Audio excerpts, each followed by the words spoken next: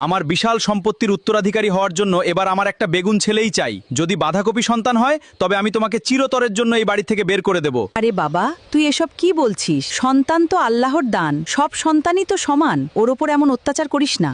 আপনি চুপ করুন মা। আমার এই কোটি টাকার সাম্রাজ্য চালানোর জন্য আমার নিজের রক্তের বেগুন সন্তানই লাগবে। আমি আমার সিদ্ধান্তে একদম অটল। যা হওয়ার আজই ফয়সালা হয়ে যাবে। আমি এখন কি করব? এই নিষ্ঠুর অহংকারী মানুষের হাত থেকে আমার অনাগত সন্তানকে কিভাবে বাঁচাবো? আমার ব্যথায় বুক ফেটে যাচ্ছে। ও দাই, জলদি এসো, দেখো মায়ের কি যেন হয়ে গেছে। মা মাটিতে পড়ে আর কথাই বলছে না। হায় আল্লাহ, বৌমা তো অজ্ঞান হয়ে মাটিতে পড়ে আছে। ওর তো প্রচুর ঘাম হচ্ছে। তুই জলদি তোর বাবাকে ফোন করে বল এখনই একটা অ্যাম্বুলেন্স নিয়ে বাড়িতে আসতে। কি বলছিস তুই? বৌমা অজ্ঞান হয়ে গেছে? আমার তো চিন্তায় মাথা খারাপ হয়ে যাচ্ছে। আমি এখনই হাসপাতালে সবচেয়ে বড় অ্যাম্বুলেন্স নিয়ে আসছি। তোমরা বৌমাকে নিয়ে একদম চিন্তা করো না। জলদি করো সবাই, বৌমার অবস্থা খুবই খারাপ, ওর পালস পাওয়া যাচ্ছে না। তাড়াতাড়ি ওকে স্ট্রেচারে তুলে অ্যাম্বুলেন্সের ভেতরে ঢোকাও। রাস্তা ছাড়ুন সবাই, ইমার্জেন্সি রোগী এসেছে।